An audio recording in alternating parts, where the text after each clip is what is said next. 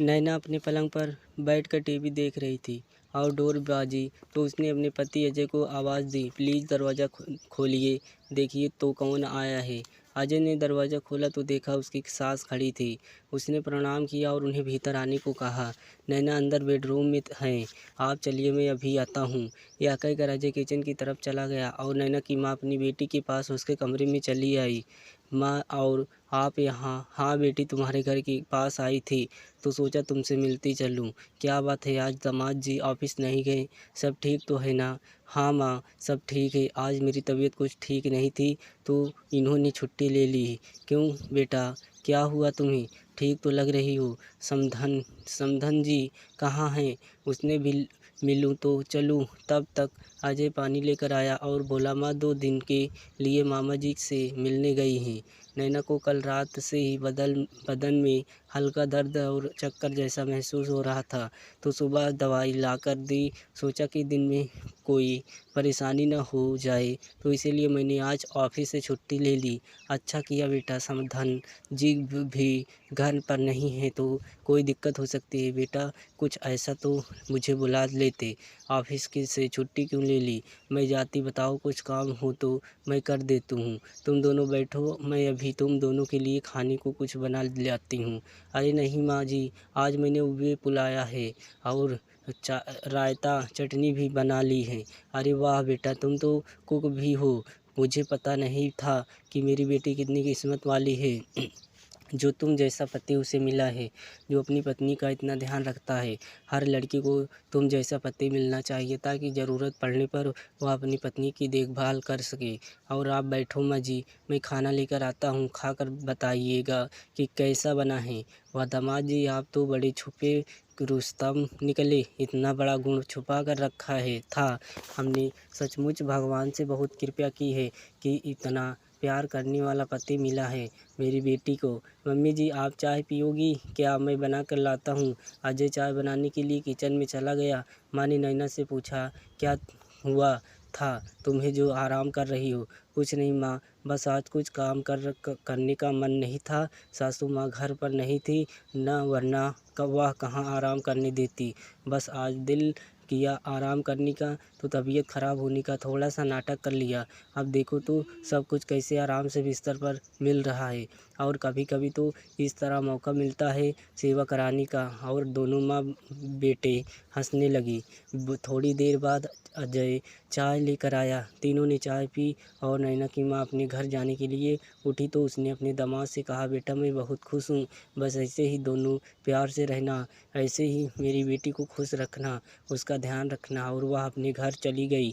घर पहुंची तो देखा कि उसकी छोटी बेटी सिया का मुंह फूला हुआ था और फ़ोन लेकर बैठी है। तो माँ ने पूछा क्या हुआ तो वह बोली, माँ घर में नौटंकी शुरू हो गई है, अंदर जाकर देखो तो भैया क्या कर रही हैं। माँ ने अंदर जाकर देखा कि उसकी बहू पायल बिस्तर पर लेटी थी और उनका बेटा अपनी बीवी के लिए नारियल पानी लेकर उसे पिलाने में लगा हुआ था और बहुत दर्द से करा रही थी। तो माँ ने पूछा क्या हुआ? बेटे ने बताया कि पायल की तबीयत ठीक नहीं है, उसे पेट में जलन हो रही है और वह उल्टियाँ कर रही है। उसे शायद एक्सीडेंट हो गया है, कुछ भी पच नहीं रहा है। मैंने सोचा कि थोड़ा ठीक हो जाएगी तो इसे डॉक्टर के पास ले जाऊंगा। तभी माँ मुंह बनाकर बाहर आ गई। 2 मिनट हो गए उसका बेटा भी बाहर आ गया। तो माँ ने पूछा क्या हुआ महारानी को जो इतनी सेवा कर रहा है?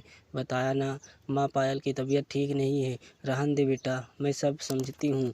मैं थोड़ी देर बाहर क्या गई, इसे तुमसे सेवा कराने का मौका मिल गया। यह भी नहीं सोचा कि घर में छोटी बहन है, उसके सामने यह सोचने करते हुए शर्म नहीं आई।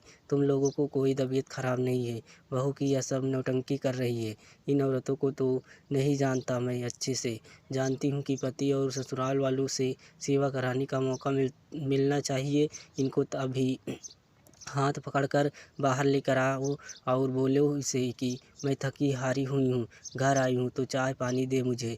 माँ सिया से कह दो, वह बना देगी आपको चाय। पर पायल को मैं अभी नहीं उठा सकता। तुम नहीं उठा सकते ना? सही, मैं देखती हूँ महारानी को 2 मिनट लगेगा चोटी पकड़कर उठाऊंगी तो अभी अक्ल ठिकाने आ जाएगी। यह नौटंकी मेरे घर में नहीं चलेगी। जैसे ही वह सोफे से उठकर खड़ी हुई, उन्होंने देखा सामने अजय खड़ा हुआ था।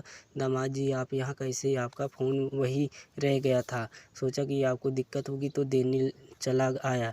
आप अपना फ़ोन पकड़िए और मैं चलता हूँ। अजय बैठो तो सही, कितने दिनों बाद आए हो? नैना कैसी है? माँ आपने तो बताया नहीं कि आप नैना के घर गई थी।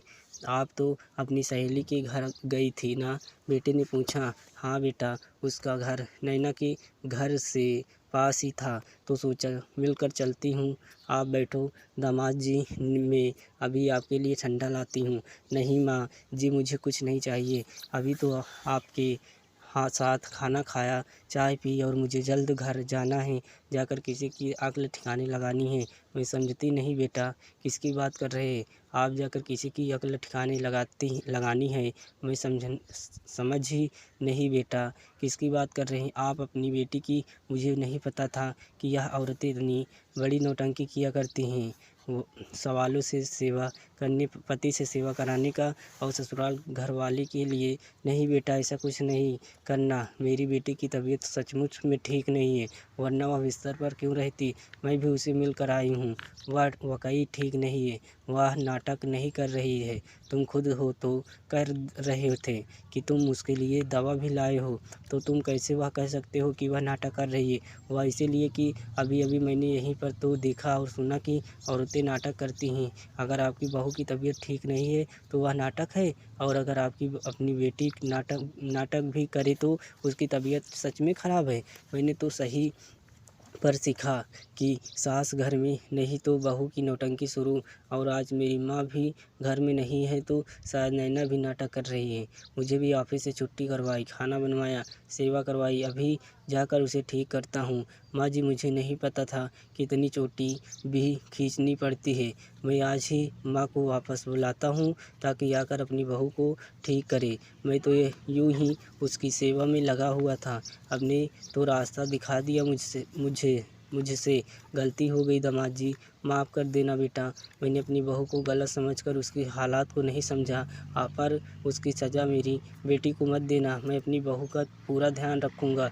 और पर मेरी बेटी की कोई गलती नहीं है, मुझे पता है माँ जी। लेकिन अगर पराई बेटियाँ नौटंकी करती है तो मेरे घर में भी नैना पराई बेटी है, लेकिन वह मेरी पत्नी है। उसका ध्यान मैं नहीं रखूँगा तो कौन रखेगा? इसी तरह भाभी की देखभाल भैया नहीं करेंगे तो कौन करेगा? और अभी तो सिया की भी शादी करनी है, तो उसके साथ ऐसा कुछ हुआ तो क्या बीतेगी आप पर? नैना माँ शर्मिंदा होकर बेटे की तरफ मुड़कर हाथ जोड़कर माफ़ी मांगने लगी, तो उसने बेटे और दामाद ने आगे बढ़कर माँ को अपने गले लगाया लिया। तो दोस्तों, यह थी आज की कहानी। अगर कहानी आपके दिल को छू गई हो तो वीडियो को लाइक करें, शेयर करें और हमारे चैनल को सब्सक्राइब करना ना भूलें। दरदार कहानियाँ मिलते हैं ये ऐसे साथ में। तब तक धन्यवाद दोस्तों। नेक्स्ट वीडियो में फिर से मिलते हैं एक नई कहानी के साथ।